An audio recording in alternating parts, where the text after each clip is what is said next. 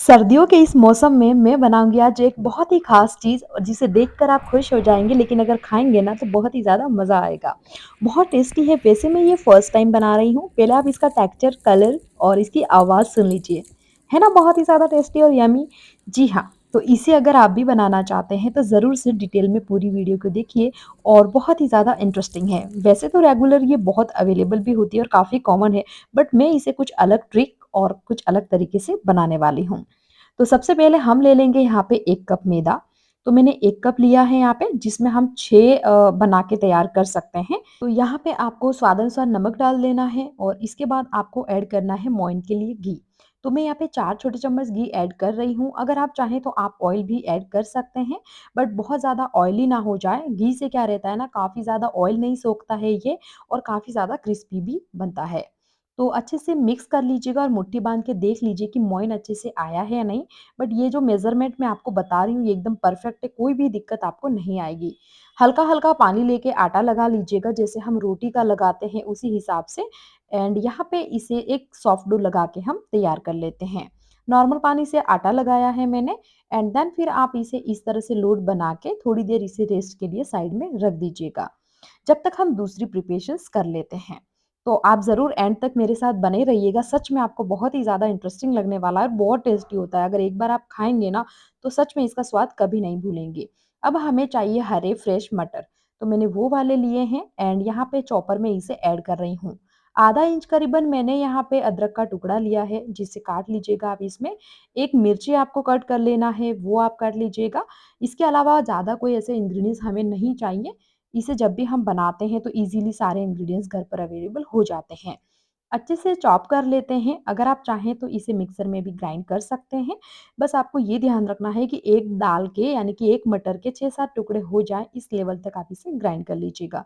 और ये बिल्कुल कच्चा मटर है, मैंने इसे बॉयल नहीं किया है। तो चलिए ये प्रोसेस हो गया है, एक पैन लेंगे उसमें सरसों का तेल डाल दीजिएगा। 2 टेबलस्पून से थोड़ा-सा कम है ये, वैसे मैंने अंदाज़ से डाला था। और यहाँ पे हमने खड़ा धनिया और सौंफ ली है जिसे हम दरदरा कूट लेंगे। जीरा डालना है ऑयल में अच्छे से गर्म होने के बाद और ये दरदरा कूटा हुआ जो मसाला है वो प्लस हींग, ये सारी चीज़ें डाल दीजिएगा आप। इसके बाद अच्छे से इसे मिक्स कीजिए। अच्छे से गरम हो जाए और ये सारी चीज़ें पक जाए तो आपको बेसन ऐड करना है। तो 2 छोटे चम्मच करीबन बेसन ऐड कर लीजिए और इसे थोड़ा-सा आप पका लीजिएगा, एकदम लो फ्लेम पे पकाना है। तो इस बात का आप थोड़ा-सा ध्यान रखिए। जब जाग आने लग जाए और अच्छे से पक जाए बेसन तो आपको इसमें ऐड कर लेना है ये जो हमने क्रश करके रखा हुआ था मटर का पेस्ट, वो आप ऐड कर लीजिएगा।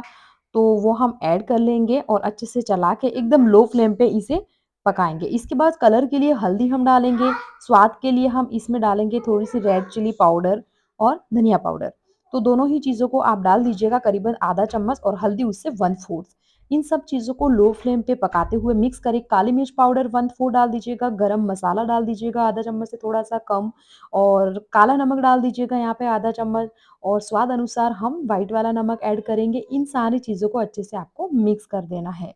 डिटेल में इसके जो बाकी चीज़ें हैं सारे मसाले मैं मेंशन कर दूँगी। अमचूर पाउडर हम डालेंगे यहाँ पे आधा टीस्पून और इसके बाद इसे इस तरह से मिक्स आपको कर लेना है। काफ़ी ड्राई हो जाएगा और बहुत ईज़िली पक जाएगा। करीबन 5 से 6 मिनट का आपका ये प्रोसेस होगा। एकदम लो फ्लेम पे पकाना, आपको हाई बिल्कुल नहीं करना है। तो ये देखिए हमारा मसाला बनकर तैयार है। इसे हम थोड़ा ठंडा होने देते हैं। जब तक हम देख लेते हैं कि हमारा आटा सेट हुआ है या नहीं। तो चलिए आटा हमारा सेट हो गया है, काफ़ी सॉफ्ट और स्मूथ हो गया है।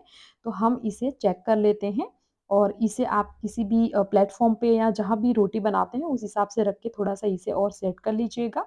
तो वो हम कर लेते हैं। इसके बाद हम सेकंड प्रोसेस की तरफ बढ़ेंगे। तो मैं स्टेप बाय स्टेप बहुत ईज़ी बता रही हूँ, अगर आप फर्स्ट टाइम भी बनाएँगे और सारे स्टेप्स को फ़ॉलो करेंगे ना, तो बहुत ही ईज़िली आप इसे घर पर बना सकते हैं और कोई आपको दिक्कत नहीं आएगी। तो ये आटे का लोट लगाया हमने, इसके हम ना 4 टुकड़े करेंगे। तो वैसे ये जो है ना इसके 3 टुकड़े काफ़ी होते हैं यानी कि 3 लोइयाँ हम इसमें से लोइयाँ बनाएँगे। तो मैंने 4 बनाई थी बट मुझे थोड़ी-सी लास्ट वाली छोटी लग रही थी। अगर आप 3 बनाएँगे ना तो बहुत ज़्यादा सही बनेगी। तो 1 कप आटा अगर मैदे का लेते हैं तो उसके आप 3 लोइयाँ बनाइएगा। तो हम इस तरह से नॉर्मल जो हमारे रोटी बनाने के लिए लोई बनाते हैं ना, वैसे ही लोई बनाकर आपको तैयार कर लेनी है। तो ये थोड़ी छोटी लग रही थी, आगे जाके हमको इसको और कुछ करना होगा मॉडिफ़ाई, तो तब थोड़ी-सी दिक्कत आई थी। इसलिए आप हमेशा ध्यान रखिए कि आप क्वांटिटी उस हिसाब से लीजिएगा। तो चलिए अब मसाला देख लेते हैं, थोड़ा ठंडा हो गया है ये। अब इसमें हम ऐड करते हैं बॉइल्ड आलू। तो बॉइल्ड आलू हम यहाँ पे ज़्यादा नहीं चाहिए, अगर बड़े आलू हैं तो 1 बहुत बड़ा है तो 1 ले लीजिए, अगर मीडियम है तो 2 ले लीजिए। मेरे पास ये इस तरह के छोटे-छोटे आलू थे, बिल्कुल बहुत ही छोटे, तो मैंने ये 4 से 5 लिए थे टोटल और अच्छे से बॉयल करके इसमें हम मसाले के साथ में मिक्स कर देंगे। तो आप हाथ का इस्तेमाल करेंगे तो अच्छा रहेगा, बहुत ईज़ी और थोड़ा अच्छा बनता है। और बाकी तो फिर आप चम्मच से भी कर सकते हैं। तो इसे हम मिक्स कर लेते हैं और अच्छे से अब क्या करेंगे ना कि इसकी छोटी-छोटी लोइयाँ या बना के हम तैयार कर लेंगे। तो हमारे आगे के लिए ना थोड़ा-सा ईज़ी हो जाएगा। तो जो 1 कप हमने लिया है ये मसाला उसकी थोड़ी ज़्यादा लोइयाँ बनी थी, यानी कि मैंने जो 1 कप मैदा लिया उसके हिसाब से थोड़ा बच गया था। तो अगर आप 1 कप मटर लेते हैं तो उसके साथ में आप 2 कप मैदा ले सकते हैं। तो ये क्वांटिटी भी सही होती है कि कुछ भी बचेगा नहीं। अब ये जो लोई है इसे हमें बेल लेना है रोटी की तरह। तो हम जो नॉर्मल एकदम एक बहुत पतली वाली नहीं, थोड़ी-सी मोटी वाली जो रोटी बनाते हैं, वो आपको इस तरह से बेल लेना है। तो चलिए पहले हम रोटी बेल कर तैयार कर लेते हैं एंड देन फिर आपको दिखाते हैं कि हमें आगे और क्या करना है।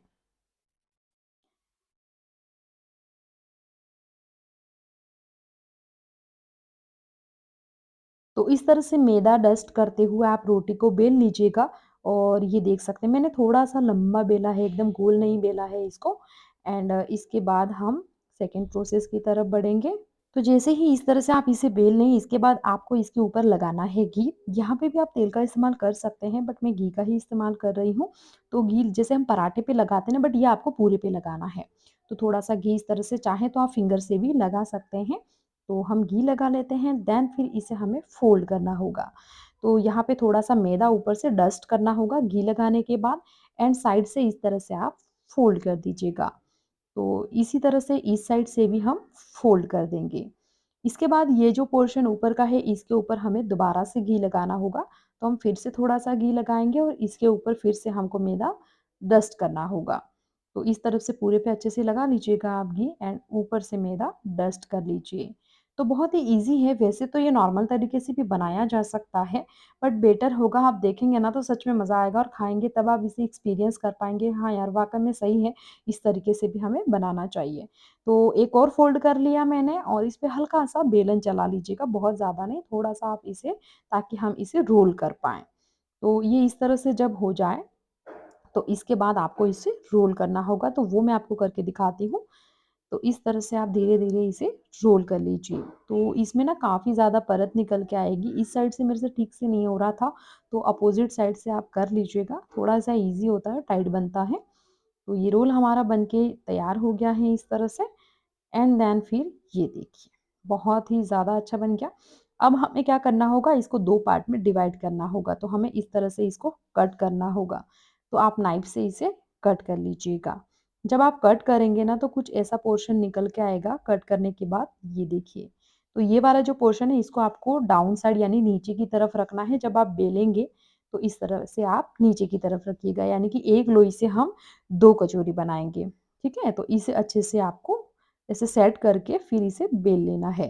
तो यहाँ बहुत ज़्यादा नहीं बेलना है इसे, थोड़ा-सा ही बेलना है। तो थोड़ा-सा हम बेल लेंगे जितना हम मसाला भर पाएँ। तो इसे फिर से आप सूखा आटा डस्ट करिएगा एंड देन फिर आप इसे इस तरह से बेल लीजिए। तो बस हमें इतना ही बेलना है, इससे ज़्यादा नहीं बेलना है, थोड़ा-सा मोटा रहेगा ये। और ये जो मसाले की बॉल हमने बना के रखी थी, वो हम इसमें इस तरह से ऐड कर देंगे।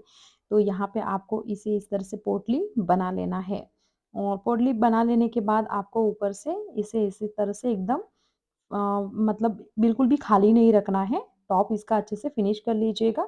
बस ये जैसे मैं वीडियो में बता रही हूँ उसी तरीके से।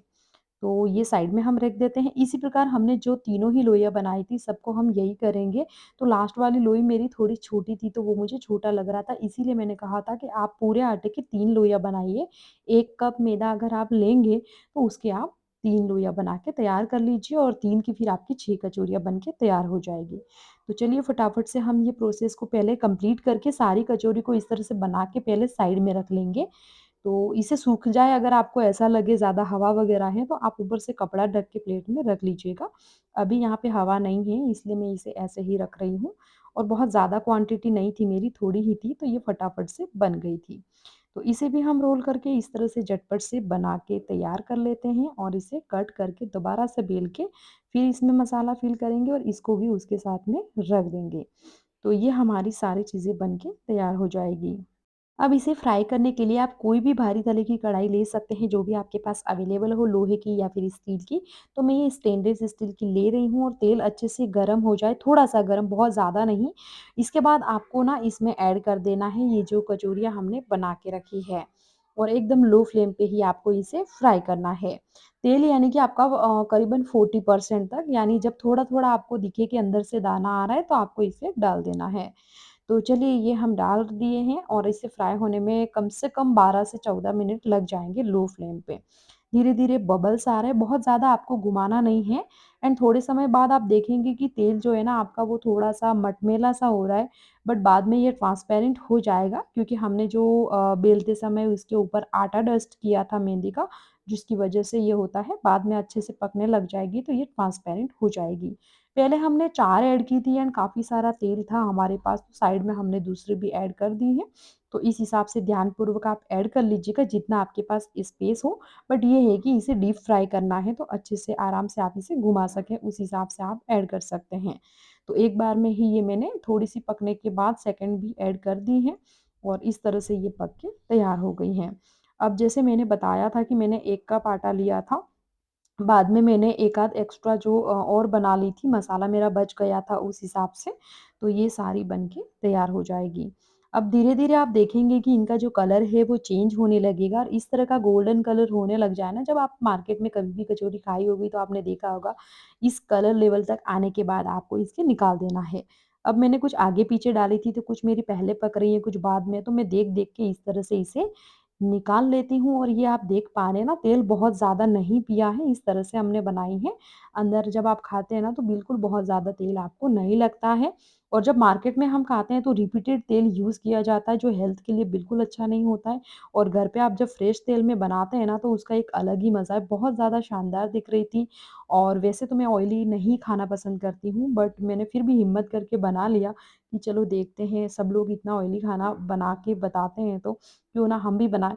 एंड देन मैंने खाया तो फिर मुझे रियलाइज़ हुआ कि यार ये घर पे बनाने में और मार्केट का खाने में बहुत फ़र्क होता है एंड बहुत ही ज़्यादा सुपर्ब बनी थी। फर्स्ट टाइम में इतनी अच्छी मैंने एक्सपेक्ट ही नहीं की थी, बट मैंने सोचा क्यों ना अपने फ्रेंड्स के साथ शेयर करूँ और वो अगर बताएँ कि ये कैसी बनी है तो ज़्यादा बेटर होगा।